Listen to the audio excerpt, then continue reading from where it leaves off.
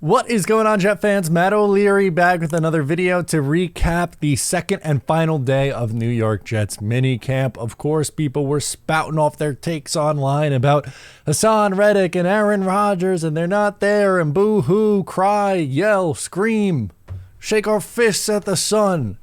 All that good stuff. People were upset online about it, but I want to talk about the New York Jets who were actually there and participated today. We will recap all that stuff, and I want to start with the rookies, actually. Two stood out in a very positive way. The first is Quantez Stiggers, who is a day 3 pick for the New York Jets, and we've talked about his story at length because it's an interesting one. He was drafted, as we know clearly from this past draft class, but did not play college football. He played in the fan-controlled football league and the CFL, was the CFL Rookie of the Year last year, and has played really well so far during both OTAs, and minicamp for the New York Jets. He stood out for another week in a row, an interception today, and then had really strong coverage on a fade route. And guess who?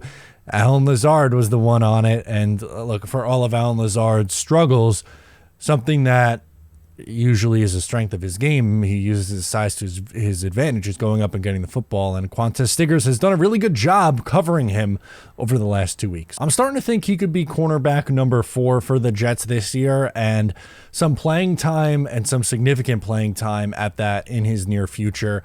Is he going to be a starter in 2024? No. Does he have potential to maybe start for this team in 2025? Yeah, I think the potential is there. I'm not saying write it in stone. It's way too early for that. We're talking about minicamp practices, but the guy coming in and playing at a high level right away and making some noise is good. You'd rather that than the alternative of him getting torched over and over again. That's not what's been happening here. In fact, he's held his own against, quality wide receivers and has picked off a couple passes already too. We also have some news for Olu Fashanu, the Jets' first-round pick. He got a ton of credit from the coaching staff, and they spoke about playing him exclusively at left tackle during training camp.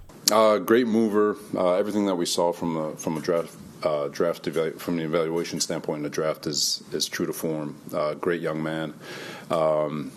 He's soaking it up. We've in our team meeting today, he was highlighted with regard to this, because you can't have the physicality, but you can see with regard to intent and technique and all that stuff, and things that he was trying to do in week 1 compared to what it looks like now after seeing his Tyron do it and the experience he has in that room. And he's deliberate in the way he approaches the game, and he's always going to have things he has to work on. But I'm really looking forward to him getting out there in training camp with pads on to see it all come to fruition. Will he work exclusively at left tackle in training camp? As of now, that's the plan. The Jets want Olu to be their left tackle of the future, and I get it. He was played exclusively at left tackle at Penn State, although he did practice some at right tackle throughout his collegiate career. He is a left tackle, and I agree. I think he's the left tackle of the future. With that being said, if there was an injury to Morgan Moses, am I to believe that they would put in Carter Warren or Max Mitchell over Olu Fashanu at right tackle?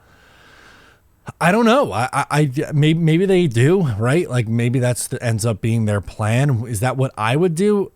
I don't think so, no. And that's not to say that I'm playing Olu at right tackle and forget left tackle. No, like that's not what I'm saying here. I think he's primarily a left tackle, but if there's an injury to either of your tackle spots, isn't your swing tackle supposed to be able to come in and play on either side? That's what Olu should be for this team this year.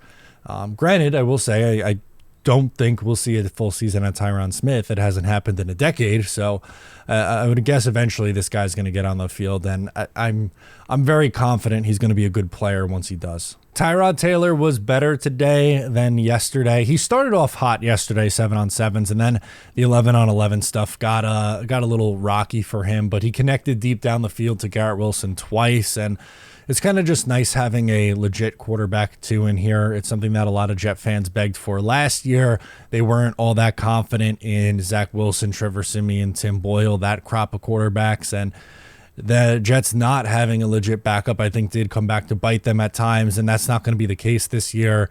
They have Rodgers, who we know, obviously. They have Tyrod, who started a bunch of games in the NFL, who I think is a very solid backup quarterback. So the Jets are not going to get burned after getting burned by that last year. If, God forbid, Tyrod plays a couple of games, I think you feel comfortable that he could at least keep this team competitive. I'm not saying he's going to come in and be a top 15 quarterback in the league, but if you could hang between the 25th to even 40th best quarterback in football, the Jets should probably be very competitive with that kind of quarterback play, because they weren't getting that the last 2 years with pretty much anybody they started. I talked about Garrett Wilson connecting deep down the field twice with Tyrod Taylor, but that's another one who just keeps getting talked up, and really all signs point to him being a breakout candidate. Not that he hasn't been good already. He has back-to-back 1,000-yard seasons to start his career with a traffic cone at quarterback is really nothing to sneeze at, and going from that to Aaron Rodgers is going to be a major upgrade. I think he has a big season, 1,300 plus yards. Maybe it depends on how much they lean on the run game, right? Like if they're really leaning on Brees, maybe Garrett, it doesn't put up like a 1,700-yard season, but could he give you 1,400 yards and like 8 to 12 touchdowns? Yeah, I think he can, and that would be a monster season that would get him to cash in with a very handsome payday. In the offseason, Sauce Gardner spoke about being more of a vocal leader, and at practice when the Jets were breaking things down, Sauce Gardner was out there addressing the team, and he's heading into his third season now. Yes, he's still a young player. He's under 25 years old, but I like seeing Sauce Gardner become more of a leader on this team because he's this team's best player. Quinnen Williams is great. Aaron Rodgers, like there's a lot of talent on this team, and that's rare for New York Jets fans. We're not used to this, but Sauce Gardner becoming more of that leader is really exciting to see. Honestly, since the Jets have drafted him, he has done absolutely everything you want and so much more. One, the player he is on the field. He's, in my opinion, the best corner in football. At absolute worst, I won't take your opinion seriously if you have him anything lower than cornerback 2. If you want to say PS2, Patrick Surtain is better, and you have Sauce number 2, okay, I could live with that debate. I could live with that. But anything less than that, again, like I'm not going to take your opinion on football seriously. Sorry. But in addition to just how he plays, like, he's an easy guy to root for. He's a good kid. He doesn't get in trouble. He's not out there, smoking or drinking or any of that stuff. And I don't know. He's just an easy guy to root for. So not only is he a good player, he's a good person. And those guys are ones you want to build around. And I think he's really taking that next step in his career, which is being a vocal leader. Maybe a C strapped to his chest is due one of these days. Last thing for me here is a sneaky big story that I think has gone a little bit under the radar today, which is in the 2-minute drill portion of practice, Todd Downing was calling plays. It wasn't Nathaniel Hackett. So Todd Downing was added to the New York Jets staff last year under Nathaniel Hackett. He has experience calling plays for Oakland in 2017, or now Vegas, but then the Oakland Raiders, and Tennessee Titans each of the last 2 years in 2021 and 2022 before he joined the Jets in 23.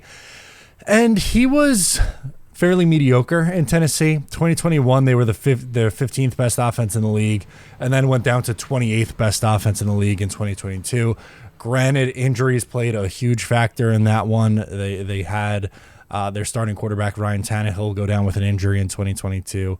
And the offense obviously took a very, very big hit from that. But the moral of the story here is this is different. We did not see that last year with Todd Downing getting any sort of run, and there was never any sort of debate or question who was the play caller. You asked Robert Saleh, who's your play caller? Nathaniel Hackett. Do you think you're going to change it? Nope. And now Todd Downing in minicamp calling plays in 2-minute drill. Curious to see if that translates to training camp, and if that's something we see in training camp in the preseason. And I don't know. Maybe Nate Hackett has to watch over his shoulder a little bit more this year, which, again, based on performance, probably not the worst thing in the world. Guys, let me know your thoughts down below in the comments. Subscribe if you're new. We'll catch you guys next time.